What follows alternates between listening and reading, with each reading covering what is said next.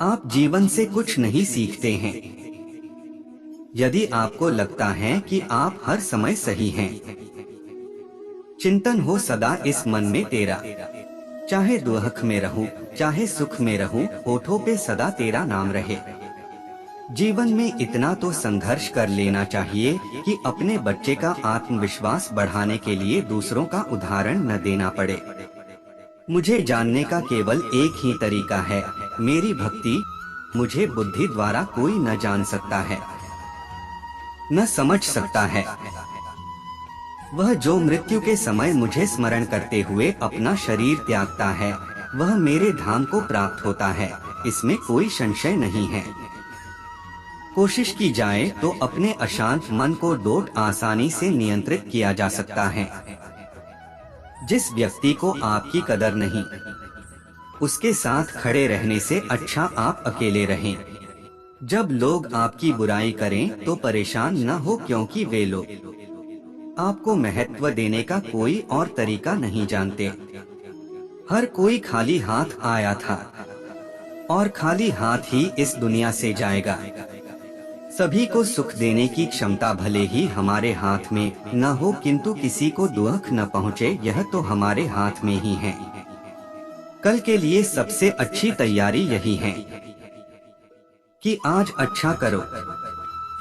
पूरे ब्रह्मांड में जुबान ही एक ऐसी चीज है जहां पर जहर और अमृत एक साथ रहते हैं। हर कीमती चीज को उठाने के लिए झुकना ही पड़ता है। माँ और पिता का आशीर्वाद भी इनमें से एक है।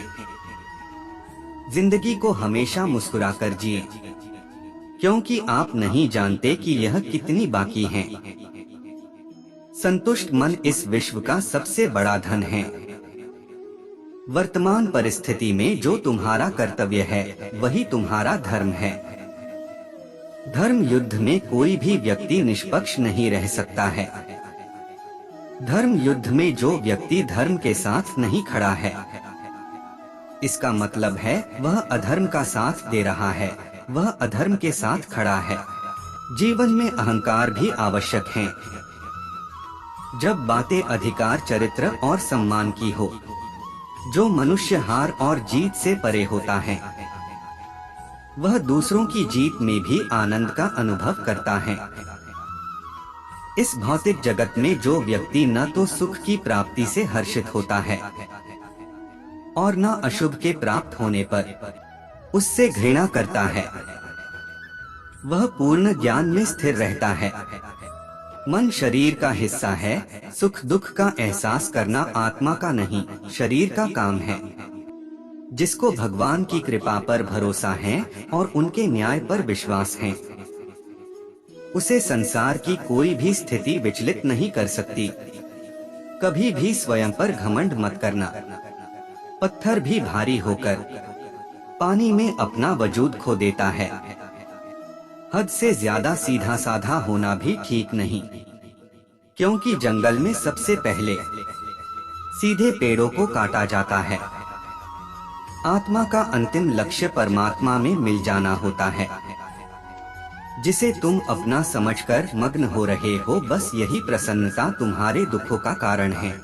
मूर्ख ज्ञानियों से भी नहीं सीख पाते और ज्ञानी मूर्ख से भी सीख लेते हैं। जो अपने हिस्से का काम किए बिना ही भोजन पाते हैं, वह चोर हैं। जिंदगी के इस रण में खुद ही कृष्ण, खुद ही अर्जुन बनना पड़ता है।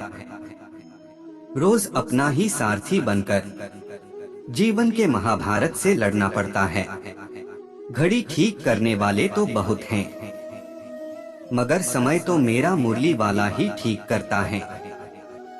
सबसे इस तरह का व्यवहार करें कि अगर कोई आपके बारे में बुरा भी कहे तो कोई उस पर विश्वास ना करें। हम न बोले फिर भी वह सुन लेता है, इसलिए उसका नाम परमात्मा है। वह न बोले फिर भी हमें सुनाई दे, उसी का नाम श्रद्धा है। संबंध उसी आत्मा से जुड़ता है जिनका हमसे पिछले जन्मों का कोई रिश्ता होता है। वरना दुनिया के इस भीड़ में कौन किसको जानता है। बात इतनी मधुर रखे कि कभी वापस लेनी पड़े तो खुद को कड़वी न लगे।